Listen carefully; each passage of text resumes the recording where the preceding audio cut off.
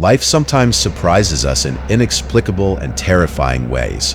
Have you ever wondered what you would do if one day you found yourself working in a building where the presence of former employees felt so intensely that it was chilling? Imagine being the security guard of a massive skyscraper, surrounded by empty floors that were once filled with life, and discovering that the surveillance cameras were capturing activity where there should be none. This is the story I lived weeks ago. An experience that pushed me to the limits of reason and left me with a knot in my stomach that I still haven't been able to undo. My tale begins on an ordinary day as I took my nighttime shift in a sleek office building, a place I had learned to know over time. The neon lights in the lobby flickered intermittently, casting unsettling shadows on the walls. As I settled into my chair in front of the security monitors, I felt a strange tension in the air. A sensation that makes you look over your shoulder, as if someone is watching you. The routine of checking the images on the screens became mundane until something caught my attention.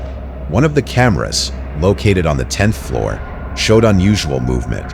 On the screen, I could see figures moving fluidly, as if they were carrying out their daily tasks. At first, I thought it was a technical glitch. However, upon closer inspection, I saw familiar faces, figures I had seen in photographs in the human resources area. They were former employees of the company, all of whom had died in a tragic fire that had brutally consumed part of the building years ago.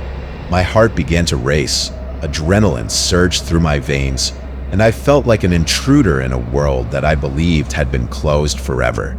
Every night, the same shadows appeared on the screen, moving diligently from one side to the other. The images were clear, and I could not ignore what was happening. I started to wonder if any other guard had noticed the same thing, but every time I mentioned the figures to my colleagues, laughter was the only response I received. "You're imagining things," they would say. "It's just the play of shadows." But I knew what I was seeing was real. Despite the protests of others, curiosity drove me to investigate further. I decided I needed to know more about the fire that had claimed so many lives. As I passed by the file office, I searched for old documents, reports about the incident. It was then that I discovered that not only had lives been lost, but many of those people had unresolved conflicts. The stories of tension and misunderstandings trapped within the walls of the building resonated in my mind. It was evident that the place had been a home for them, a space where their dreams and nightmares coexisted. I felt I had to do something. I had to understand why their spirits remained in the building. The following night, as darkness took over the skyscraper, I made the decision to go up to the 10th floor, the epicenter of the paranormal activity. I brought my camera and a recorder, determined to capture any anomalies. With each step toward the elevator, a chilling sensation enveloped me. Once I reached the 10th floor and opened the door, a cold air greeted me, as if a whisper from a forgotten past swept through the room. The darkness was almost palpable, and the lights in the hallway flickered faintly, creating an atmosphere of tension. At first glance, nothing seemed out of place, but I felt as if I were being watched. I turned on my recorder and began to speak, asking if anyone was there. At first, only the echo of my voice replied. However, after a few moments of silence, a heart-wrenching whisper broke the stillness. "Help us," the voice said, resonating in the walls like an echo of despair. My survival instincts made me want to turn around and run, but something inside me pushed me to stay. The desire to understand what was happening was stronger than my fear. That was when I saw a shadow in the corner of the room. It was a blurry figure, a woman with long hair and a pale face. She stared at me intently, as if waiting for something from me. I asked her to come closer, and surprisingly, the figure began to move slowly toward me.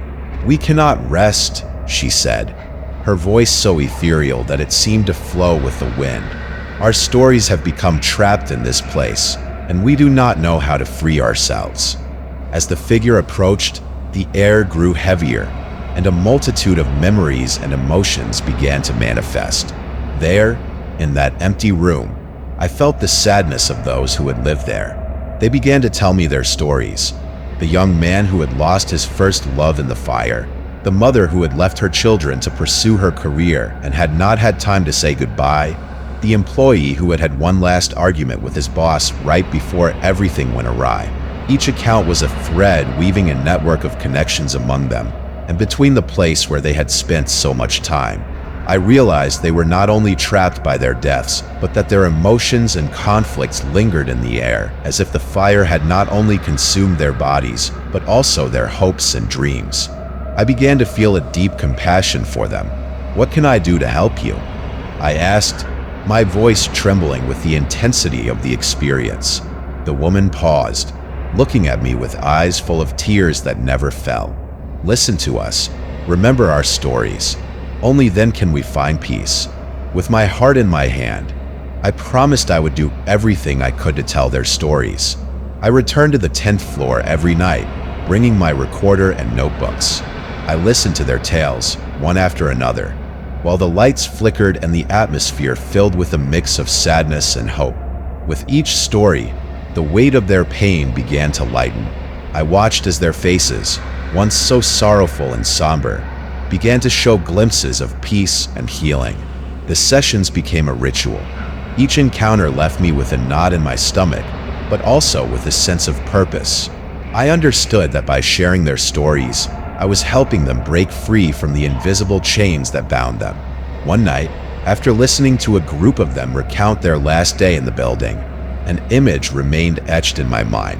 It was a middle-aged man, with a face full of anguish, who had been going through documents just before the fire.